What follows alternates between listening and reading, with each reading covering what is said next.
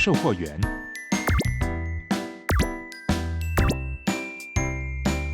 警察、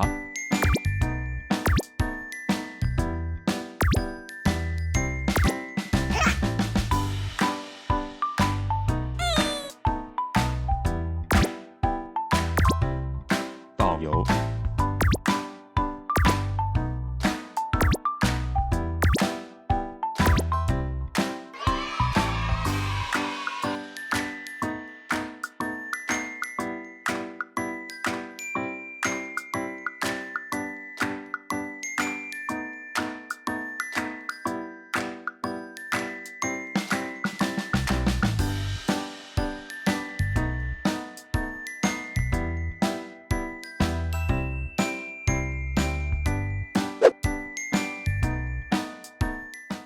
조금 내고.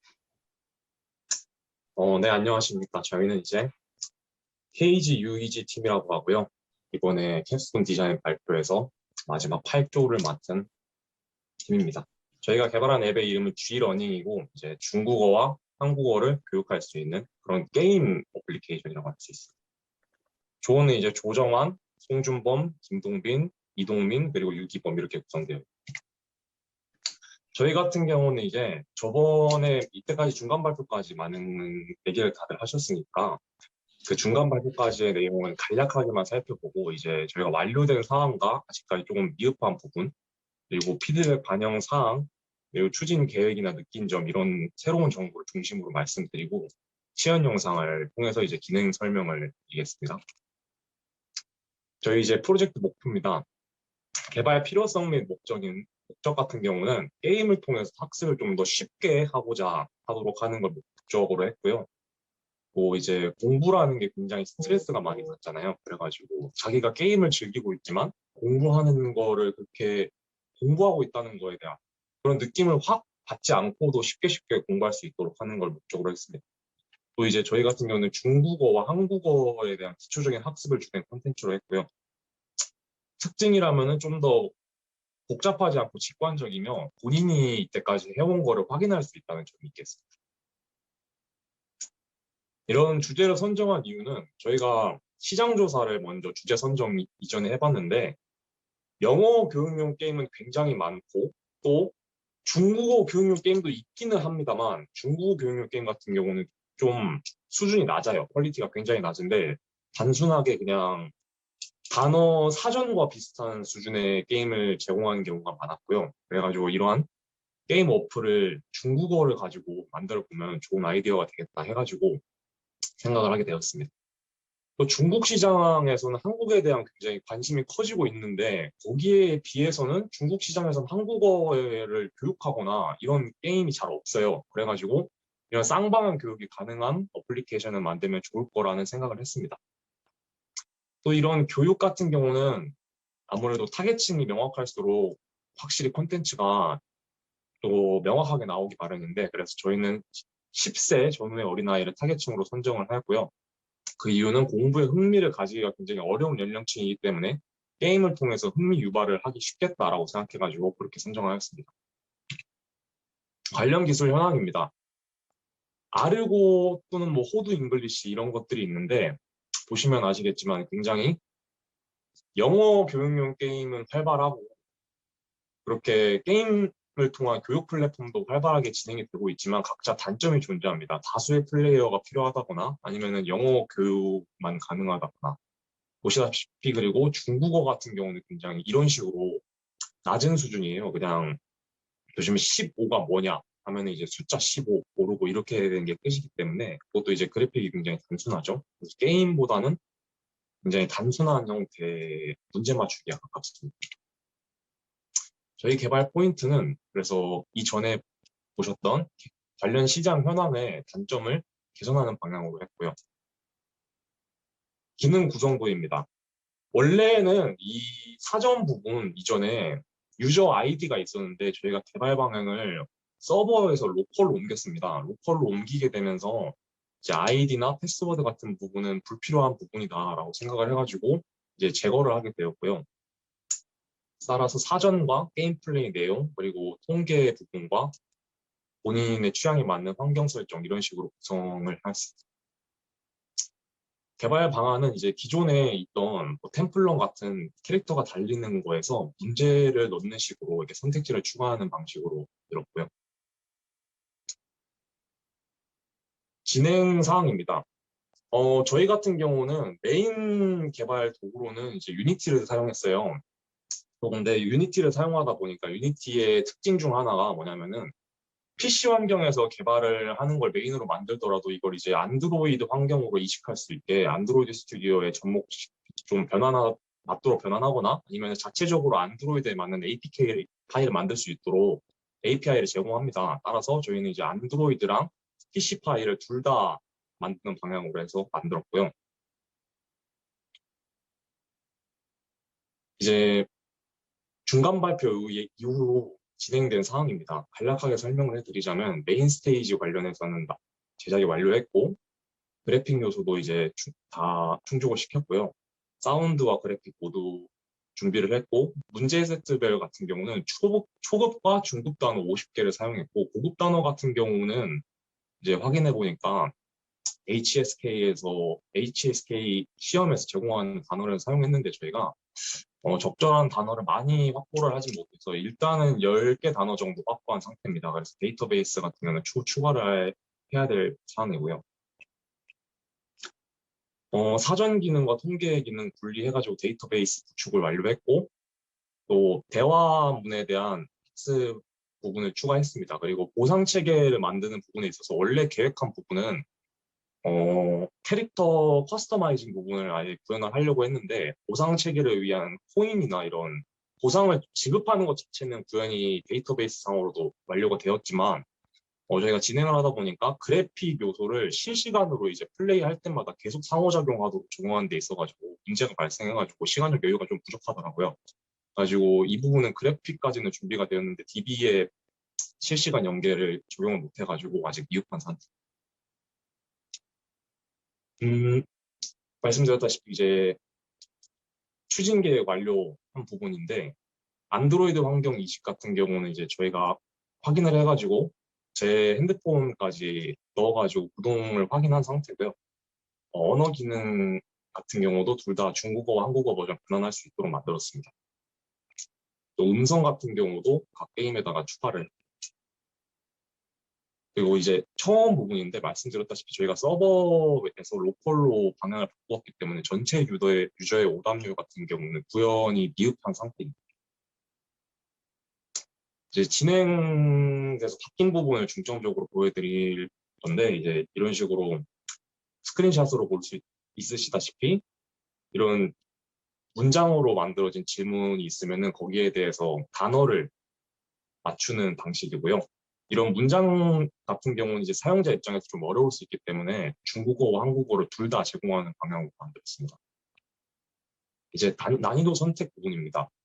사용자가 본인이 원하는 스타일에 맞게 단어를 어렵게 한다거나 아니면 이제 게임 속도를 빠르고 느리게 해가지고 게임을 좀 더 재밌게 즐기고 싶다, 난이도 있게 즐기고 싶다 하는 사람들을 위해서 이렇게 준비해 놓은 상태고요.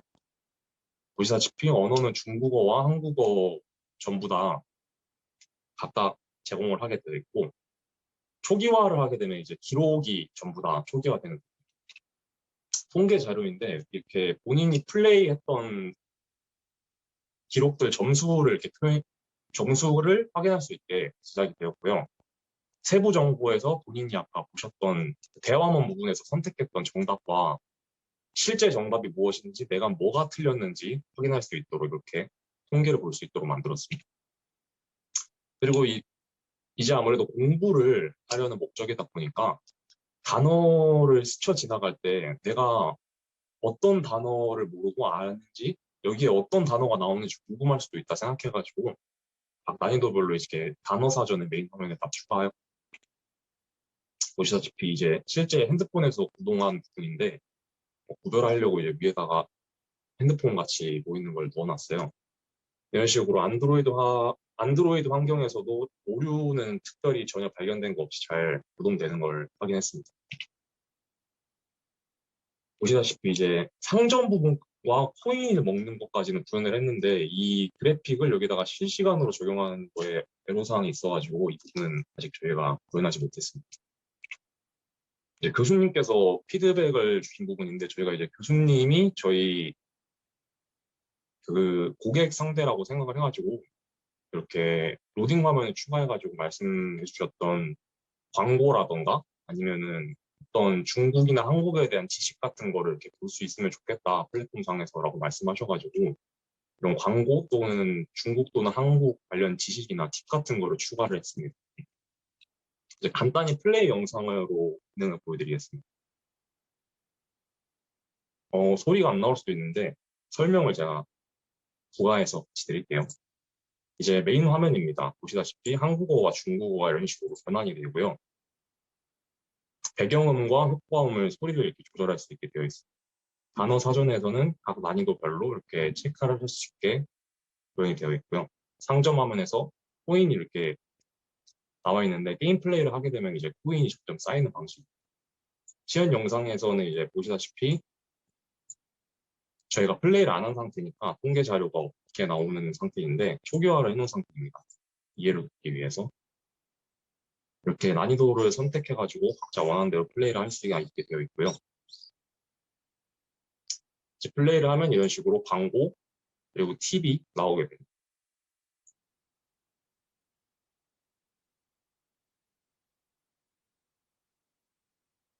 게임 플레이 화면입니다. 캐릭터가 이제 달리면서 코인을 기본적으로는 모으게 되어 있고요. 이렇게 게임 중간에 일시정지를 해가지고 게임 환경을 조절하거나 아니면 타이틀 화면으로 나가는 가능합니다. 이런 식으로 문제가 나오게 되면 장애물을 피해가지고 문제 상자를 먹으면 되는 방식이고요.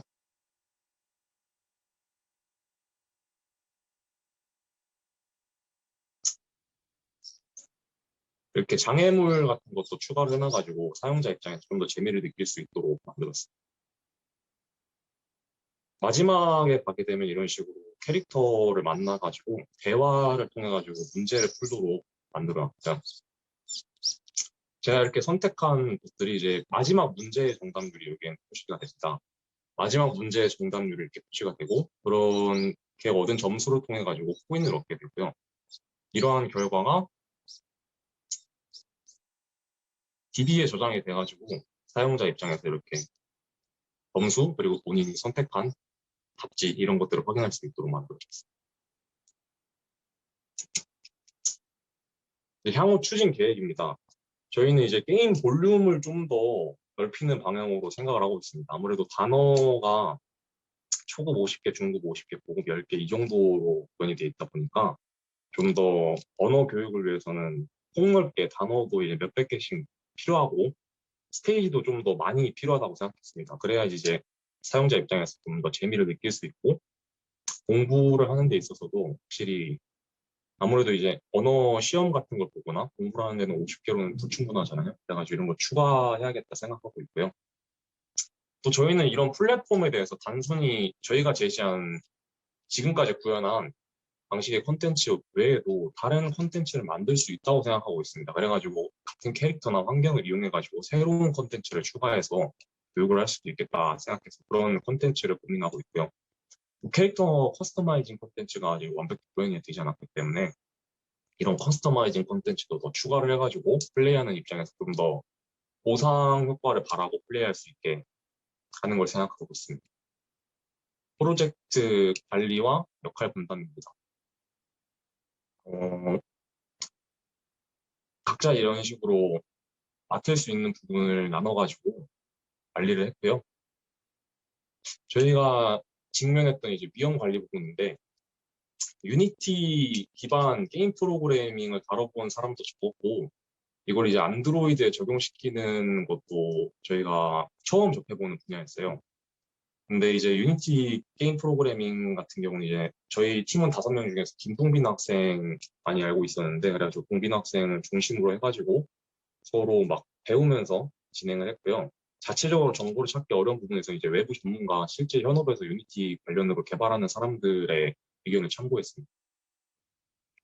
그래픽 같은 경우는 아무래도 저희가 컴퓨터공학과 학생이다 보니까 굉장히 생소했는데 따라서 3D 그래픽 오브젝트를 만드는 부분에 있어서는 에셋을 구매를 해가지고 활용한 부분이 있고요.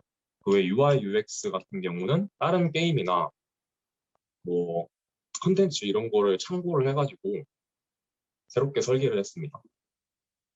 주 타겟층 선정을 확실히 하지 않아서 저희 개발 단계에서 난이도 설정에 어려움이 있었는데, 이 부분은 이제 10세 전후의 어린이라는 주 타겟층을 확정해가지고 난이도를 선정을 했고요. 실시간으로 이제 유기적으로 작용을 해야 되더라고요.